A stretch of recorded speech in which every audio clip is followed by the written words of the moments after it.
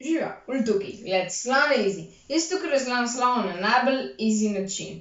Današnji filmček je brezvezen. Dobesedno je brezvezen. Zaradi tega, ker bomo pogledali, kateri zapis je pravilen. Brez veze, brez veze, brez zveze, brez veze. No, jaz že vem, a vi veste? No, kar lotimo se lepo po vrsti. Ta prvi je brez presledek veze. Ta bel. A je pravilen? Ne, zaradi tega, ker zborna slovenščina ne pozna izraza veza. Zaradi tega ta prvi, ta bel, brez presledek veze, ni pravilen. Ta drugi rumen, brez veze, brez presledka, vmes je tudi narobe, zaradi tega, ker uporablja isto besedo veza, sem pač sklanjena je. Vidite, brez veze, ta rumen tudi ni prav. A kaj pa brez presledek zveze? Zveza pa je v bistvu beseda v zborni slovenščini.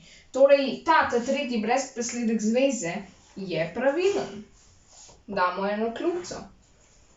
Ta četrti je pravilen, glede na to, da ima brez zveze isto, kot to samo brez presledka? Ne, ni pravilen, zaradi tega, ker ta brez ospredja, to je predlog, bolj natančno je to predlog v rodilniku. In kadar imamo kjerkoli predlog, v tem primeru je brez, ne moramo imeti presledka za predlogom. Rab biti vedno predlog, presledek, pol pa šele naprej.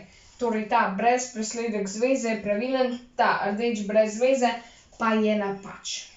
Evo, zdaj, ko smo ugotovili, da je ta tretji, ta model brez presledek zveze pravilen, ga gremo še pretvoriti v pridevnik, a ne? Pa kar pejmo, bomo videli, kako to šlo.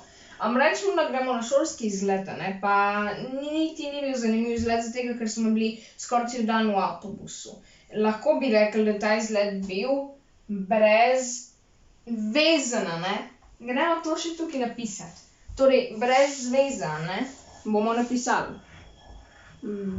Brez zveze, pa še n dodamo, Kakšen izlet je bil brezvezen? Okej. Velja pa, da kadar imamo tako dve črki skupaj, se temu reče dvojni soglasnik in ga lahko poenostavimo. Sploh, kadar gre za sičnike.